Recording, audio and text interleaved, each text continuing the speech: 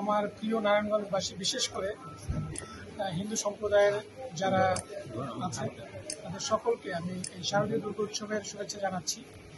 আমরা এখানে এসেছি যে আমাদের বিভিন্ন পূজা মণ্ডপ নারায়ণগঞ্জে, বিশেষ করে 224টা পূজা মণ্ডপ আছে, সেটারই কয়েকটি আজকে আমরা ভিজিট করব। আমাদের অলরেডি এই পূজাকে কেন্দ্র করে যে নিরাপত্তা জোরদার করা হয়েছে।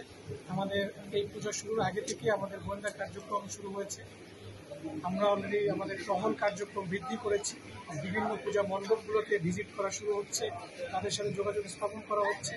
আপনারা জানেন যে বিভিন্ন সময় ইতিপূর্বে বিগত বছরগুলোতে সামাজিক যোগাযোগ মাধ্যমে, প্রোপাগান্ডার মাধ্যমে, গুজব ছড়ানোর মাধ্যমে বিভিন্ন নাশকতার পরিকল্পনা করা হয়েছে। তো এখন পর্যন্ত নারায়ণগঞ্জে কোনো ধরনের অপ্রীতিকর ঘটনা ঘটে নাই। নারায়ণগঞ্জে টোটাল 224টা পূজা মণ্ডপ আছে, ছোট বড় মিলিয়ে, এবং সেগুলোতে যারা সুন্দরভাবে সবাই শান্তিপূর্ণভাবে পূজা উদযাপন করতে পারে হিন্দু সম্প্রদায়ের লোকেরা, সেজন্যই আমাদের এই নিরাপত্তা জোরদার করা হয়েছে।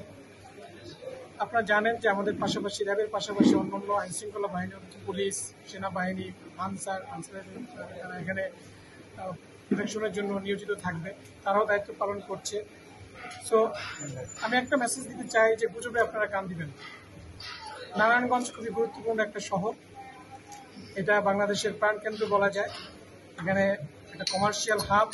তো এখানে গুজবের মাধ্যমে কোনো নাশকতার পরিকল্পনা যেন কেউ না করে, সে ব্যাপারে ধর্ম বর্ণ নির্বিশেষে সকল শ্রেণীর আমাদের একসাথে একযোগে কাজ করে যেতে হবে, যেন কোনো ধরনের অপ্রীতিকর ঘটনা এই নারায়ণগঞ্জ থেকে যেন না।